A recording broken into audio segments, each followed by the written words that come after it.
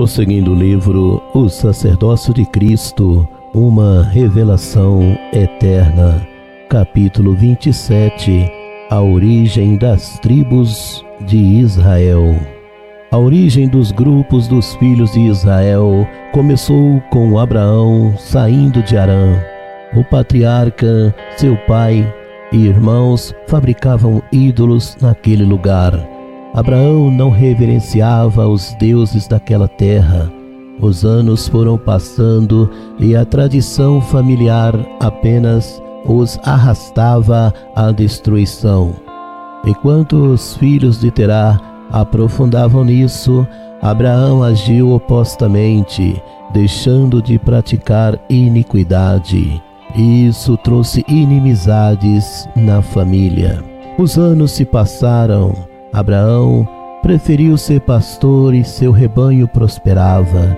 Certo dia, como de costume, levava seus animais para pastarem em lugares distantes.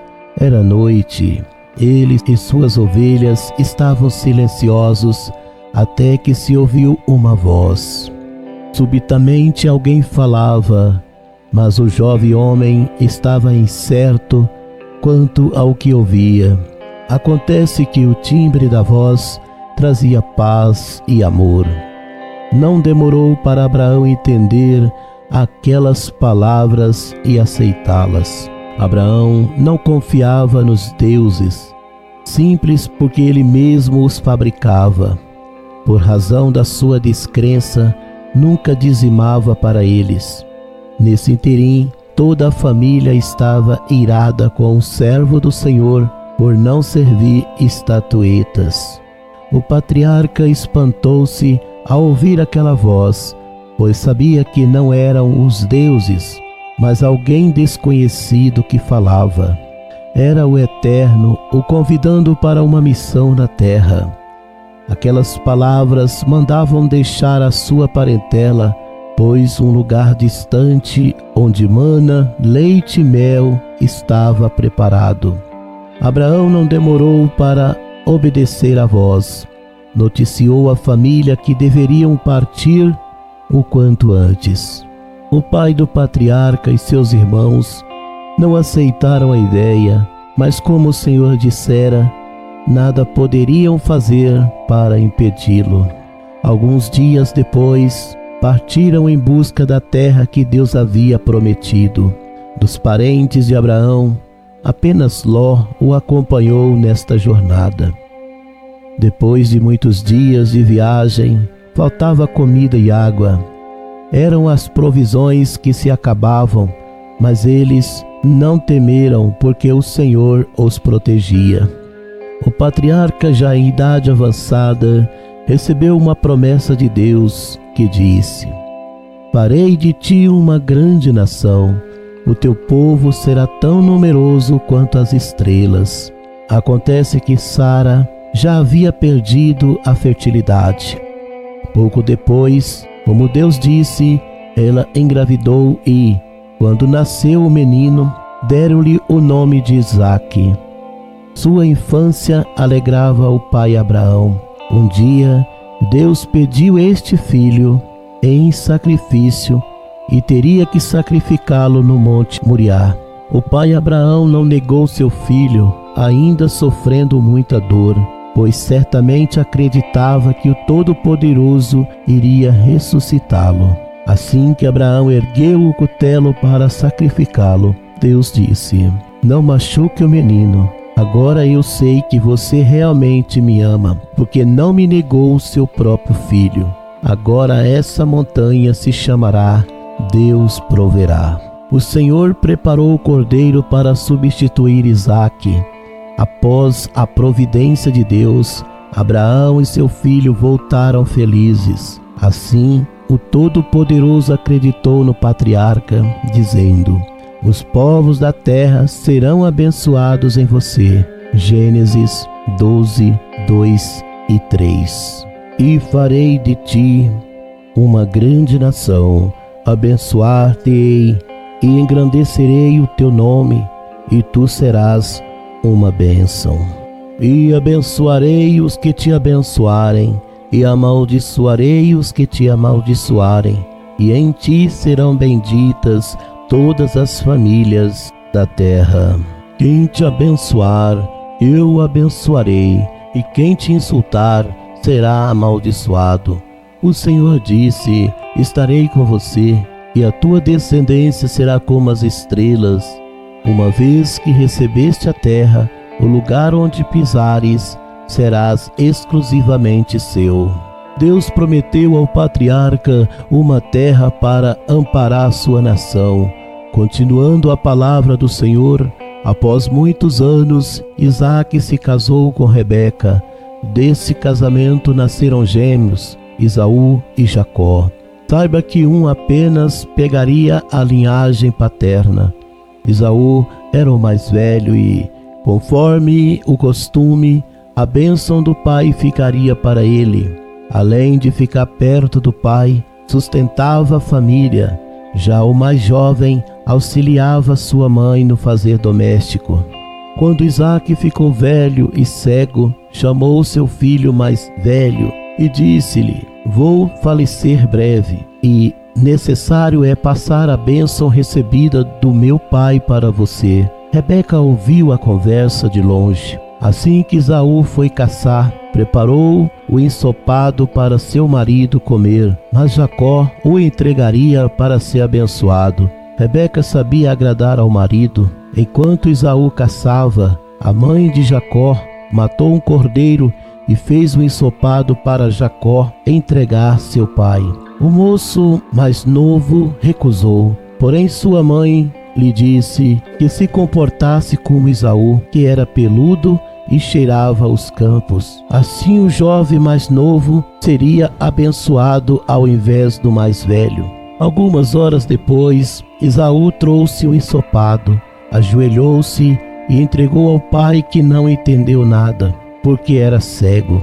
Você acabou de ser abençoado e quer outra bênção? Se não foi você, quem recebeu a bênção? Então Esaú, vendo que seu irmão o enganara, ficou irado e o procurava para destruí-lo onde o encontrasse. Isaque enviou Jacó para morar com seu tio Labão, até que a ira do irmão terminasse.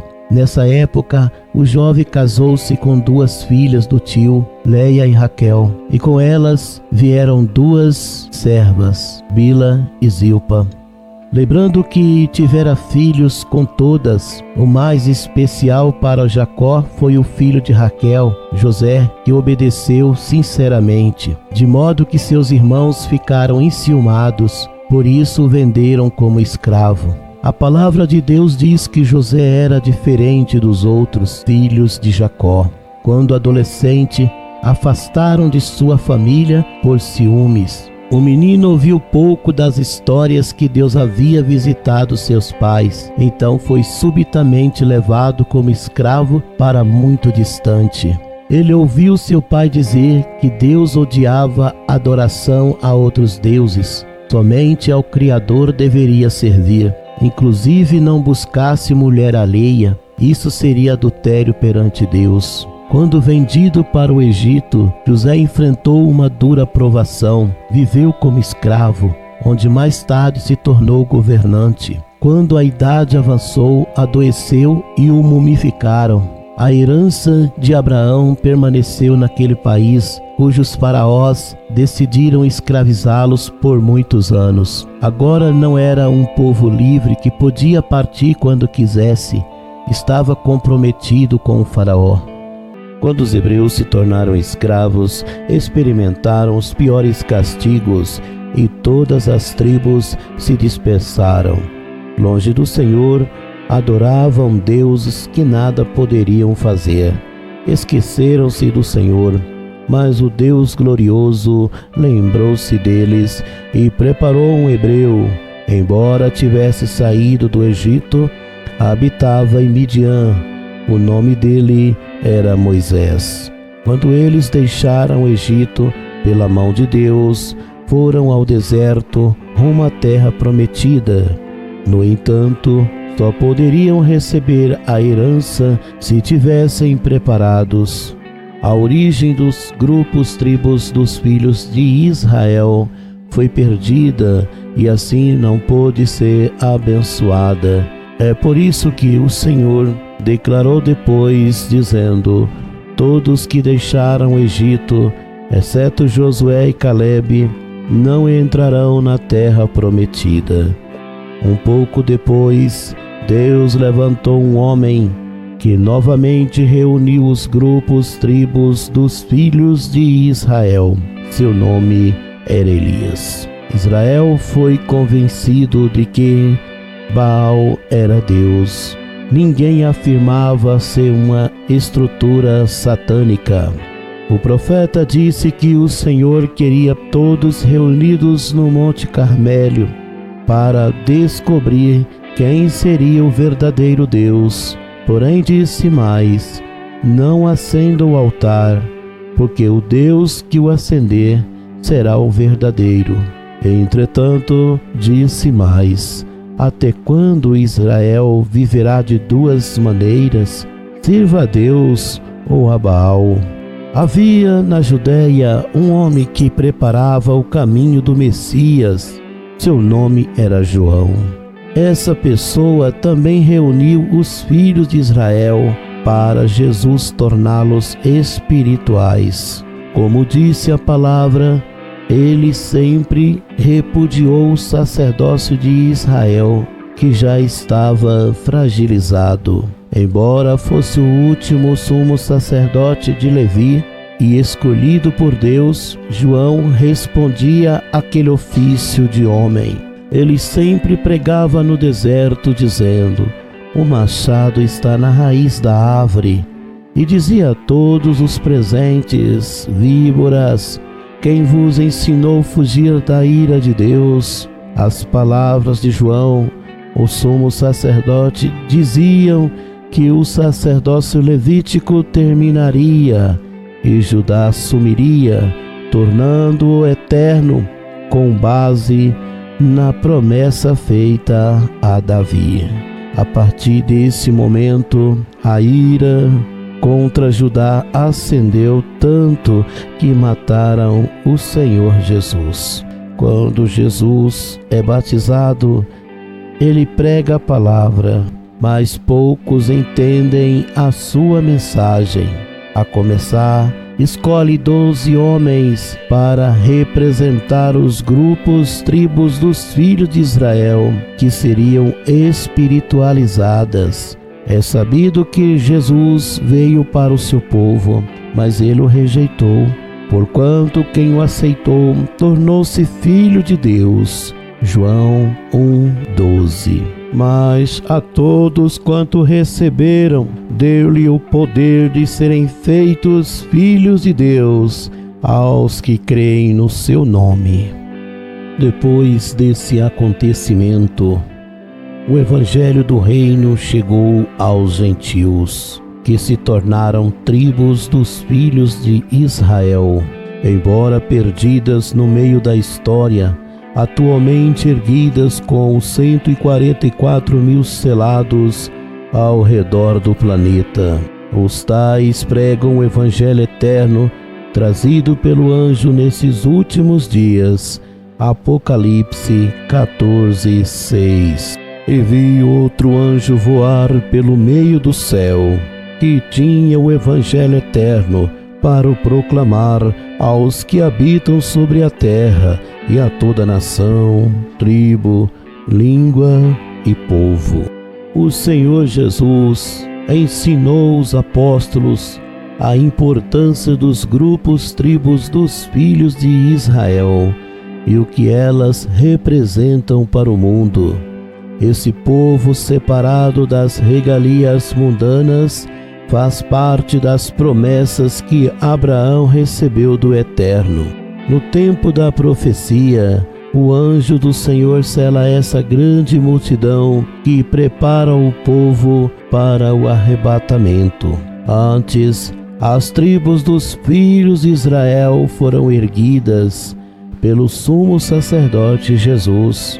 Os apóstolos nada fundaram, porque essa tarefa não compete a homens que moram na terra. Por motivo de Cristo haver morado aqui, O Pai lhe mandou apenas restaurar Israel, que estava corrompido. Mais adiante, no ano 325, houve um tratado de ofício na terra, espiritualidade e política, o chamado Concílio de Nicéia. O imperador Constantino foi quem consolidou os livros em um único livro. Os irmãos acharam excelente a proposta. Acreditaram que todos os livros iam naquele livro, mas foram desapontados. A verdade é, os textos originais, a maioria desapareceu. Mal sabiam os irmãos que Constantino, também cristão, destruiria os irmãos tribos dos filhos de Israel e o Evangelho eterno. Na verdade, foi oposto. Ele chegou à fé com um objetivo: reunir fama, poder entre o povo e garantir o sucesso de Roma com outro império paralelo à Igreja. Antes de 1948, já havia rumores sobre o colapso do império religioso de Constantino. A Segunda Guerra, que teve esse objetivo inconscientemente, não pôde impedir a figueira brotar, que então sucederia uma geração de 70 anos. Ao fim dela, começaria o julgamento e o anjo selando os 144.000 das tribos dos filhos de Israel para proclamarem o Evangelho do Reino, ou Eterno. Quando o último servo for selado, as grandes profecias se cumprirão. Para todas as nações, tribos, línguas e povos do mundo, os selados falarão o Evangelho eterno. Todos testemunharão esta palavra, e acontecerá o arrebatamento do sumo sacerdote Jesus. 7 anos depois, os 144.000 e os grupos retornarão com Cristo no Monte das Oliveiras. Apocalipse 14, 1. Então olhei e vi que estava o Cordeiro sobre o Monte Sião, e com ele 144.000, que em suas testas tinham escrito o nome do seu Pai. Os judeus que resistirem à besta, embora mortos, serão ressuscitados, e outros que permanecerem vivos serão transformados.